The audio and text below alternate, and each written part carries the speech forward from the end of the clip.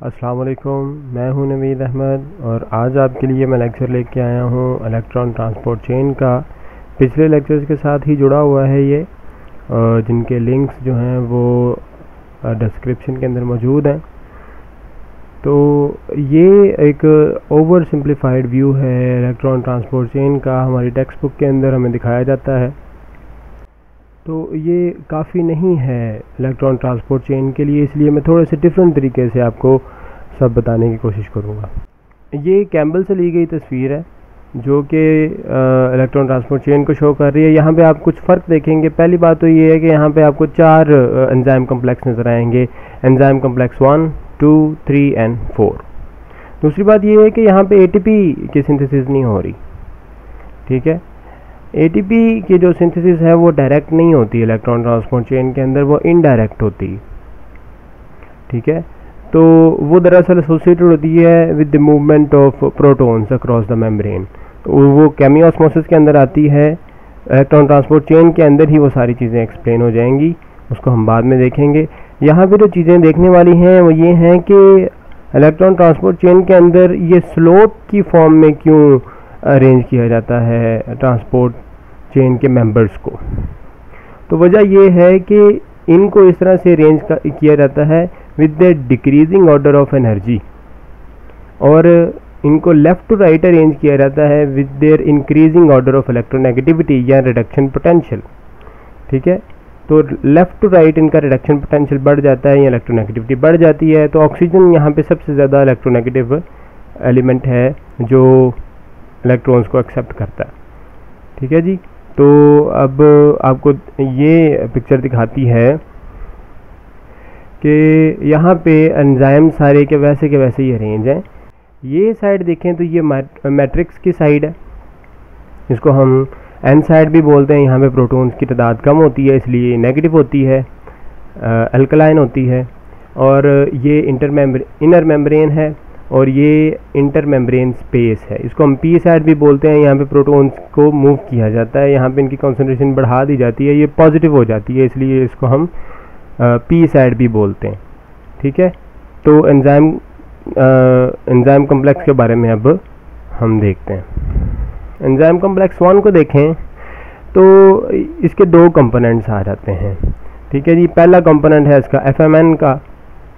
FMN stands for flavin mononucleotide. ये reduce हो जाएगा FMNH2 के अंदर और अपने जो प्रोटॉन्स हैं उनको ये पी साइड के अंदर मूव कर देगा।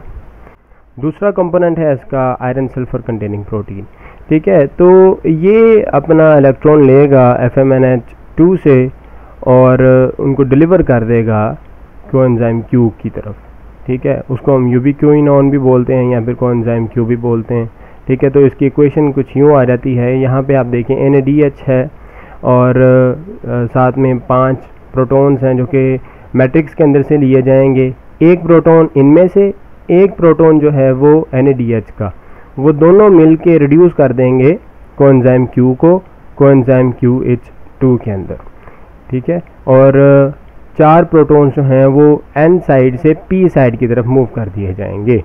ये एंजाइम कम्प्लेक्स 1 की केमिस्ट्री आ जाती है थोड़ी सी।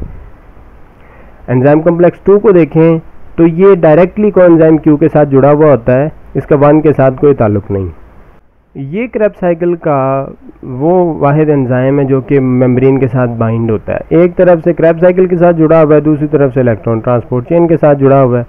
इसके अंदर FAD जो है वो रिड्यूस हो जाएगा सक्सिनेट डिहाइड्रोजनेज के ज़रिए से, ठीक है, जो कि आपने क्रेब्स साइकिल के अंदर देखा था, ठीक है।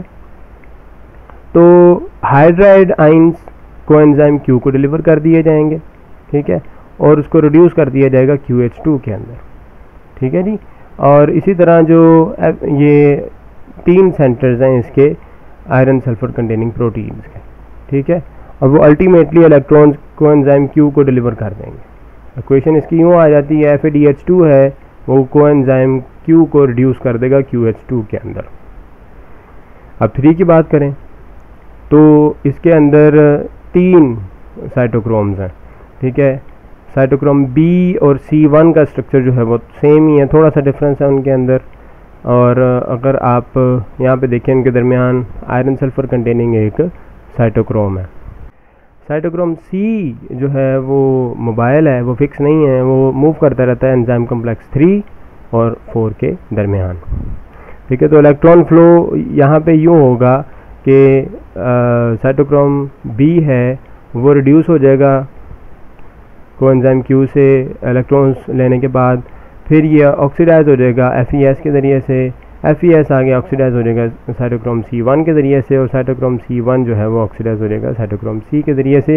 इक्वेशन इसकी यूँ आ जाती है कि कोएंजाइम QH2 है, अच्छा इसके ये दो वाले प्रोटॉन्स और दो प्रोटॉन्स मैट्रिक्स के अंदर से, ये चारों प्रोटॉन्स को मूव कर दिया जाएगा P साइड की तरफ।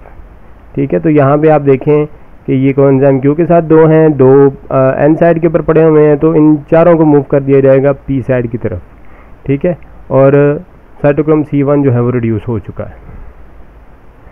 अब 4 की बात करें तो 4 के अंदर दो कंपोनेंट्स आ जाते हैं, साइटोक्रोम A एंड A3।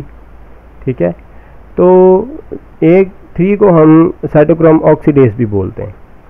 ठीक है, अच्छा जी, अब इसके अंदर कॉपर भी मौजूद होती है। आपने कुछ इनहिबिटर्स के बारे में सुना होगा, जैसे कि साइनाइड आ जाता है, एंटीमाइसिन आ जाती है, वो इस इलेक्ट्रॉन कैरियर को ब्लॉक कर सकते हैं। ठीक है, जब ये ब्लॉक हो जाएगा तो पूरे का पूरा जो एनर्जी साइकिल है वो स्टॉप हो जाएगा, तो डेथ हो जाएगी सेल की। ठीक है, तो पॉइजन इस तरह से काम करते हैं। ठीक है जी, तो अब ये वाला जो इलेक्ट्रॉन पेयर है ये डोनेट कर दिया जाता है ऑक्सीजन को, जैसे कि मैंने आपको बताया कि इसका हाईएस्ट रिडक्शन पोटेंशियल होता है। ठीक है, तो आगे ये जो ऑक्सीजन है ये मैट्रिक्स के अंदर से दो प्रोटॉन पकड़ेगी और वाटर के मॉलिक्यूल के अंदर चेंज हो जाएगी। ठीक है, अब इसकी इक्वेशन यूँ आ जाती है कि साइटोक्रोम C है जो कि रिड्यूस हुआ था साइटोक्रोम C1 से इलेक्ट्रॉन्स लेने के बाद।